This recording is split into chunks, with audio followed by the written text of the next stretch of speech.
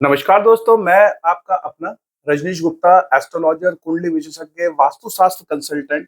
आज आपके समक्ष उपलब्ध हूँ एक ऐसी नई जानकारी के साथ में जो शायद मुझे आपको रिमाइंड कराने की जरूरत है। बहुत सारे लोग हम जब देखते हैं कि अंग्रेजी कैलेंडर के हिसाब से सारी चीजों को हम लोग कई बार देखते हैं, तो हिंदू कैलेंडर्स को कई बार हम वेटेज नहीं देते और हमें अपनी बहुत सारी चीजों के बारे में वो जानकारी नहीं मिल पाती। तो आज मेरी कोशिश रहेगी इस अंक के अंदर मैं आपको कुछ नई नवीन जानकारियों से अवगत कराऊं।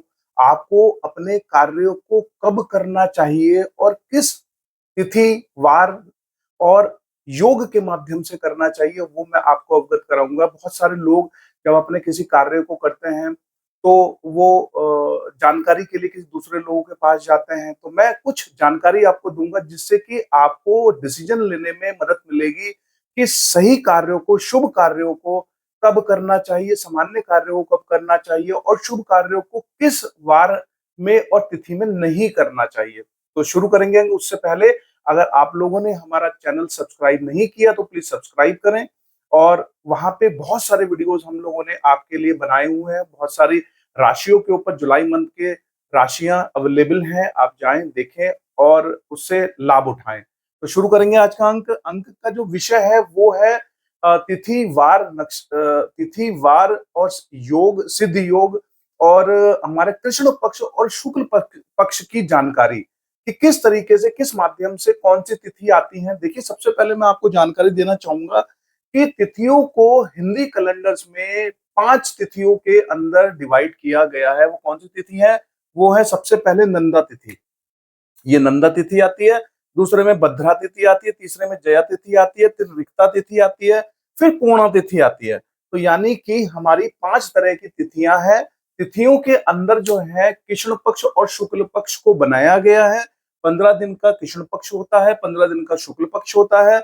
यानी चंद्रमा 15 दिन के अंदर कम होता है, 15 दिन के अंदर ज्यादा होता है, बढ़ता है और पूर्णिमा तक पहुंचता है। तो यानी कि हमारे जो साइंस है उसके माध्यम से हिंदू कैलेंडर को बनाया गया था। कृष्ण पक्ष के अंदर चंद्रमा कम हो जाता है, शुक्ल पक्ष के अंदर चंद्रमा जो है वो अपने अंतिम रूप तक 15 दिन में पहुंचता है। तो इसके माध्यम से मैं आपको ये जानकारी देना चाहता हूँ। सबसे पहले हम बात करेंगे कि कृष्ण पक्ष में जैसे 15 आपकी 15 जो है वो यहाँ पे लिखी हुई है, जैसे प्रथमा, द्वितीया, तृतीया, चतुर्थी, उसके बाद में पंचमी, सप्तमी, सप्तमी, अष्टमी, नवमी, दसवीं, एकादशी, द्वादशी, त्रयोदशी, चतुर्दशी और अमावस्या। ये कृष्ण पक्ष की बात आती है। जब यहाँ की बात करते हैं शुक्ल पक्ष, उसी तरीके से यहाँ पे चतुर्दशी के बाद में 15वीं जो तारीख आती है उसको हम लोग बोलते हैं यहाँ पे पूर्णमासी, पूर्णिमा, यानी चांद पूरा हो जाता है। तो इसको हमने 5 भाग में डिवाइड किया है। जैसे कि प्रथमा से लेके और तृतीय तक जो है तीसरी जो तारीख है हमारी, जो हिंदू कैलेंडर के हिसाब से, यानी 15 तारीख में से वो हमारी 1, 2, 3, शुरू की 3 इधर, शुरू की 3 इधर, ये नंदा तिथि के अंदर में आती है। यानी कि जब भी कृष्ण पक्ष की प्रथमा, द्वितीया और तृतीया आएगी, शुक्ल पक्ष की प्रथमा, द्वितीया और तृतीया आएगी, तो उसको हम नंदा तिथि बोलते हैं। उसके बाद में उसी तरीके से तृतीया, चतुर्थी, पंचमी और सप्तमी, इसी तरीके से यहाँ पे भी वही आपकी आएंगी, चतुर्थी, पंचमी और सप्तमी। ये जो हमारी जो तारीख रहेंगी ये भद्रा के अंदर में आती है। आपने भद्रा का नाम सुना होगा। बहुत सारे लोग, पूर्वज हमारे बताते हैं कि भद्रा के अंदर हमें कोई शुभ कार्य नहीं करना चाहिए। तो ये बात बिल्कुल सत्य है, इसमें कोई दो राय नहीं है। हमें कोई भी शुभ कार्य जो है वो भद्रा के अंदर नहीं करना चाहिए। कोई भी शुभ कार्य अगर हमें करना है वो नंदा तिथि में हमें करना चाहिए, सही रहता है। और अगर कृष्ण पक्ष की प्रथमा, द्वितीय और तृतीय में अगर आप करेंगे तो ज्यादा उच्च रहेगा। शुक्ल पक्ष की प्रथमा, द्वितीय और तृतीय में नंदा तिथि में काम ना करें। कृष्ण पक्ष की प्रथमा, द्वितीय और तृतीय तिथि के अंदर वो कार्य आप करें, काफी अच्छा, बेहतर रहेगा। बात करेंगे भद्रा तिथि के बारे में, तो चतुर्थी, पंचमी और सप्तमी, तो यहाँ पे भी चतुर्थी, पंचमी और षष्टमी जो आ रही है वो भद्रा के अंदर में आ रही है। तो भद्रा में भी ये चीज यहाँ पे लागू होती है। तो भद्रा में भी मैं आपको बताऊंगा, जैसे कि कृष्ण पक्ष के चतुर्थी और पंचमी के अंदर अगर आप दिन में कोई कार्य कर रहे हो, बहुत अति शुभ कार्य मत कीजिए, कोई भी वैसा नॉर्मल कार्य करना है, यानी कि शुभता की श्रेणी में थोड़ा कम आता है, तो उसे आप कृष्ण पक्ष की चतुर्थी और पंचमी में कर सकते हैं। लेकिन चतुर्थी और पंचमी के अंदर हमें भद्रा के अंदर वो कार्य नहीं करना है। अगर हम षष्टमी में जाते हैं तो उसे मध्यम कार्य के अंदर हम उसे कर सकते हैं, वो भी नॉर्मल कार्य कर सकते हैं, यानी कि भद्रा के अंदर हमें अति शुभ कार्य से थोड़ा बचने की जरूरत होती है। बात करते हैं यहाँ पे सप्तमी, अष्टमी, नवमी। तो सप्तमी, अष्टमी, नवमी कृष्ण पक्ष में वो मध्यम रहती है। कोई भी सामान्य कार्य अगर हमें करना है तो उसे हम आराम से कर सकते हैं, कोई इश्यू उसके अंदर नहीं है। बहुत अति शुभ कार्य ना हो, लेकिन वो अगर मध्यम है, सामान्य है, तो उसे हम कोई भी कार्य को कर सकते हैं। यहाँ पे बात करते हैं यहाँ पे सप्तमी, सप्तमी और ये सप्तमी, अष्टमी और नवमी। तो यहाँ पे भी ये मध्यम तिथि के अंदर आता है, और खास तौर से सप्तमी, अष्टमी, नवमी, सप्तमी, अष्टमी, नवमी ये जो है जया तिथि के, जया तारीख के अंदर आता है, तिथि के अंदर आता है, जया तिथि के अंदर। उसके बाद में बात करेंगे यहाँ पे रिक्ता तिथि की। तो रिक्ता तिथि जो है दसवीं, एकादशी और द्वादशी, दसवीं, एकादशी, द्वादशी। तो रिक्ता जो है वो यहाँ पे हमारी तीन जो तारीख हैं वो यहाँ पे रिक्ता तिथि के अंदर हमारी आती हैं। उसके बाद में बात करेंगे त्रयोदशी, चतुर्दशी और अमावस्या। यहाँ पे आ जाती है त्रयोदशी, चतुर्दशी और पूर्णिमा। तो यहाँ पे ये आपकी पूर्ण के अंदर आती हैं। अब बात ये उठती है कि हमें जो है कौन से कार्यों को कब करना चाहिए। तो भद्रा में थोड़ा सा कार्यों को हमें बचना चाहिए अति शुभ कार्यों के लिए। नंदा तिथि में कोई भी शुभ कार्य आप कर सकते हो, लेकिन कोशिश करनी चाहिए कि शुक्ल पक्ष की एक प्रथमा, द्वितीया और तृतीया के अंदर, चतुर्थी और पंचमी के अंदर भी हमें शुभ कार्यों को थोड़ा सा टालने की कोशिश करनी चाहिए। कृष्ण पक्ष में हम वही चीजों को पंचमी तक कर सकते हैं, तो कोई दिक्कत नहीं है। लेकिन प्रथमा, द्वितीया और तृतीया अति शुभ है, और चतुर्थी, पंचमी जो है वो बात करेंगे वहां पे कृष्ण पक्ष की, तो उसमें कोई भी समान, बहुत अति शुभ कार्य ना करके कोई सामान्य, सामान्य से थोड़ा ऊपर है, तो उस कार्य को हम वहां पे करना हमें सही रहता है। भद्रा के अंदर भी वही स्थिति है कि भद्रा के अंदर कोई भी शुभ कार्य, जैसे चतुर्थी, पंचमी और षष्टमी है, तो हमें उस कार्य से यहाँ पे बचना चाहिए। खास तौर से हम देखेंगे कि वहां पे भी आप देखोगे कि भद्रा के अंदर कि हमें थोड़ा सा अतिशुभ कार्यों के अंदर भद्रा से बचने की जरूरत है। मध्यम कार्यों के लिए अगर हम बात करते हैं सप्तमी, अष्टमी, नवमी की, तो जया तिथि आ जाती है, तो हम मध्यम कार्य कर सकते हैं। रिक्ता तिथि के अंदर भी हमें दसवीं, दसवीं और एकादशी और द्वादशी में हमें थोड़ा कार्यों से बचना चाहिए, और पूर्ण तिथि के अंदर हम सारे कार्य यहाँ पे कर सकते हैं। तो ये एक मैंने अनुमान आपको बताया है। अब बात करते हैं सिद्ध योग की। तो सिद्ध योग कैसे आता है कि अगर आपकी एकादशी यानी प्रथमा, द्वितीया और तृतीया नंदा तिथि के शुक्रवार के दिन अगर आए, तो ये जो योग कहलाएगा, इस योग को हम सिद्ध योग कहते हैं।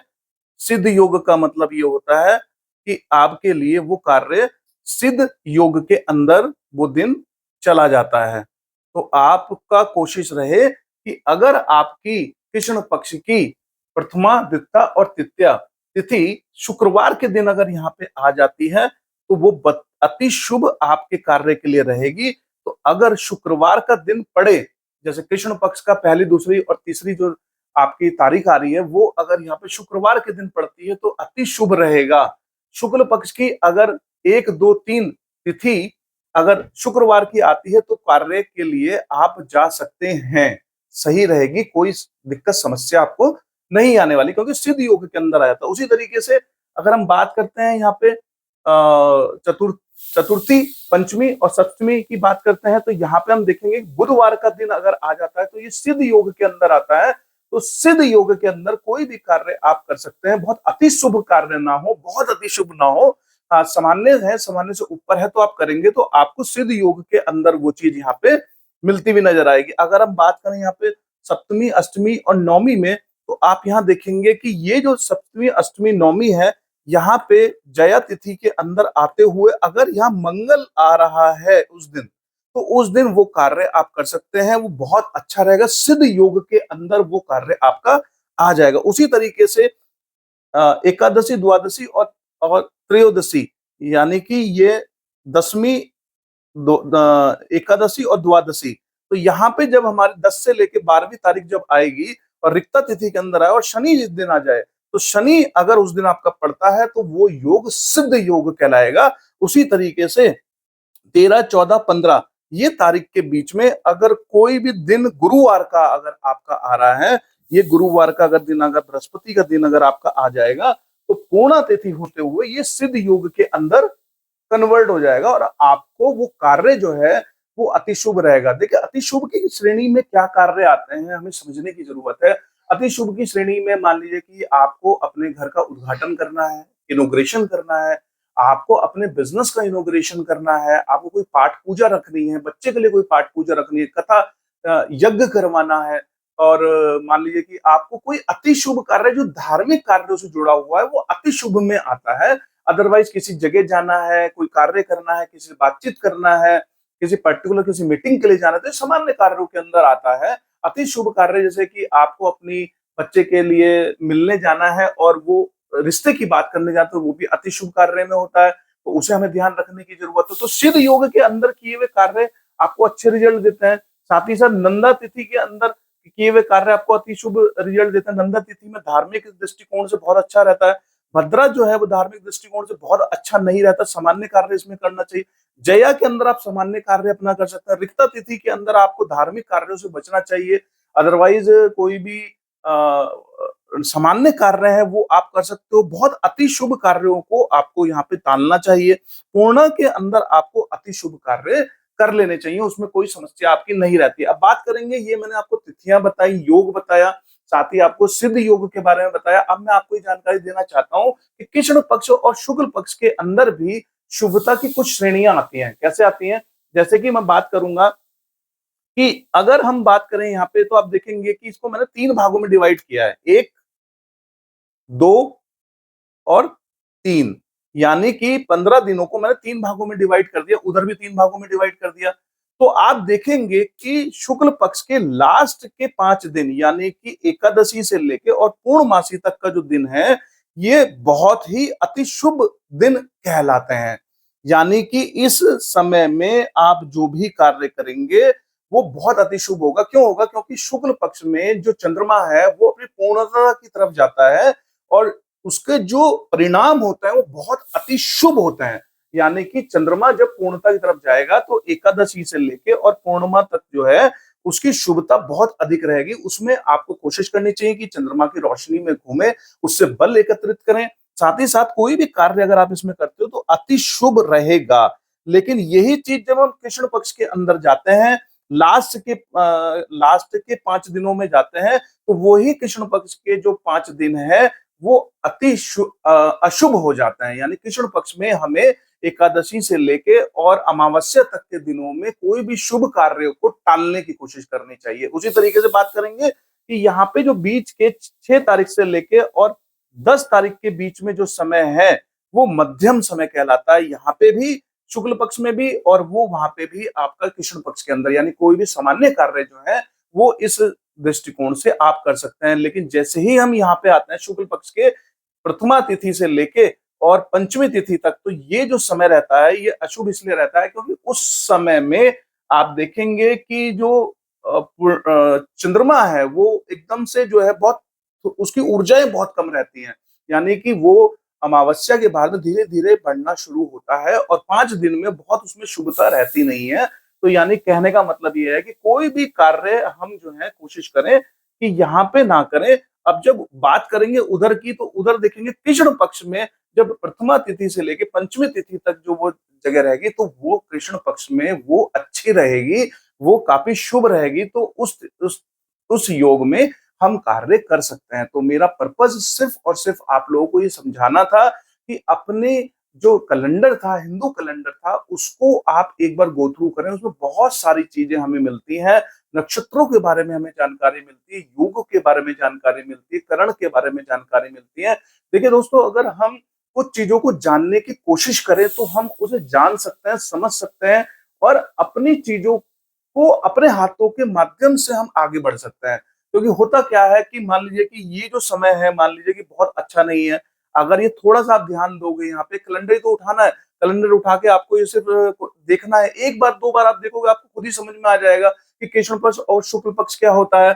3-3 यहाँ पे मैंने आपके एरिया बताए हैं, तो शुक्ल पक्ष के अंदर जैसे शुरू के 5 दिन बहुत अच्छे नहीं है, 6 तारीख से लेके और 10 तारीख तक के बीच में जो समय है, वो आपका मध्यम है, सामान्य है। और अगर ये शुभ की बात करें तो एकादशी से लेके पूर्णमासी तक बहुत अच्छा समय रहता है।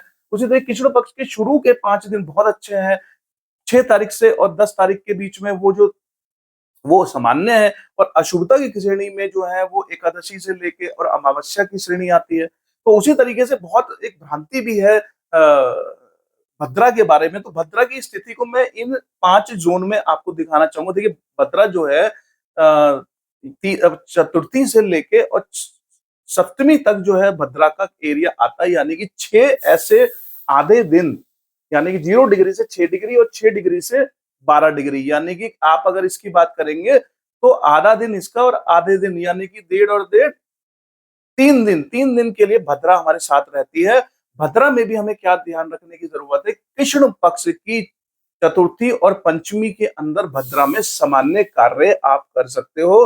थोड़ा बहुत धार्मिक रिलेटेड कार्य कर सकते हैं, लेकिन थोड़ा अवॉइड करना चाहिए। सामान्य से ऊपर कार्यों को आप कर सकते हो, क्योंकि शुभता की श्रेणी में चतुर्थी और पंचमी वहां आ रही है, तो वहां आप कर सकते हो। लेकिन जैसे ही हम यहाँ पे शुक्ल पक्ष की एरिया को देखते हैं, तो हम देखते हैं कि यहाँ पे ये जो एरिया है चतुर्थी पंचमी सप्तमी, तो ये जो जब एरिया भद्रा के अंदर में आएगी तो अशुभता की श्रेणी में है, और छठी भी जो है वो मध्यमता की श्रेणी में है। यानी कि सिर्फ और सिर्फ 2 दिन के अंदर आप कृष्ण पक्ष के अंदर कार्य कर सकते हो। और यहाँ पे भी जो छठी तिथि आती है, तो यानी छठी जो तारीख आ रही है, उसमें भी आप मध्यम सामान्य कार्य कर सकते हैं। धार्मिक कार्यों से इसको अवॉइड करने की जरूरत होती है। तो आज हम लोगों ने क्या जाना, आज हम लोगों ने जाना कृष्ण पक्ष के बारे में, शुक्ल पक्ष के बारे में, हमने जाना तिथियों के बारे में, यानी नंदा तिथि, भद्रा तिथि, जया तिथि, रिक्ता तिथि, पूर्णा तिथि, कब हमें अपने कार्यों को करना चाहिए ये भी हमने सीखा। साथ ही साथ हमने ये चीज सीखी कि किस तरीके से कृष्ण पक्ष और शुक्ल पक्ष को यानी कि 1 से 5, 6 से 10 और 11 से 15 की श्रेणी में बांट के हमने बताया शुभता और अशुभता किस तरीके से रहती है और उसके क्या कारण है। क्योंकि चंद्रमा जब अपने प्रचंड रूप में रहता है तो ऊर्जाएं चंद्रमा के माध्यम से हमें अच्छी मिलती हैं, लेकिन जब वो अंधेरा पक्ष के अंदर रहता है, जब अंधेरा रहता है, तो वहां पे ऊर्जाएं जो है वो संयंत्रित हो जाती हैं, बहुत सारी ऊर्जाओं का वास रहता है। तो इसीलिए कोई भी धार्मिक कार्यों को अंधेरा पक्ष में करने से बचना चाहिए। शुरू के दिनों में हम कर सकते हैं, लेकिन बाद के दिनों में हमें बचना चाहिए। और शुक्ल पक्ष की स्थिति भी मैंने यहाँ पे आपको स्पष्ट की है। शायद मेरी जानकारी आप लोगों को अच्छी लगे तो प्लीज लाइक एंड सब्सक्राइब करें, लोगों तक पहुंचाएं। मेरा पर्पज है सिर्फ और सिर्फ आप लोगों को इंफॉर्मेशन देना, आपकी जानकारी को बढ़ाना, ताकि आप किसी के बातों में ना आए और अपने इस जानकारी को अपने जीवन में यूज करें, ताकि आप आगे बढ़ते रहें, खुश रहें, आबाद रहें। Thank you so much. आपका दिन मंगल में रहे।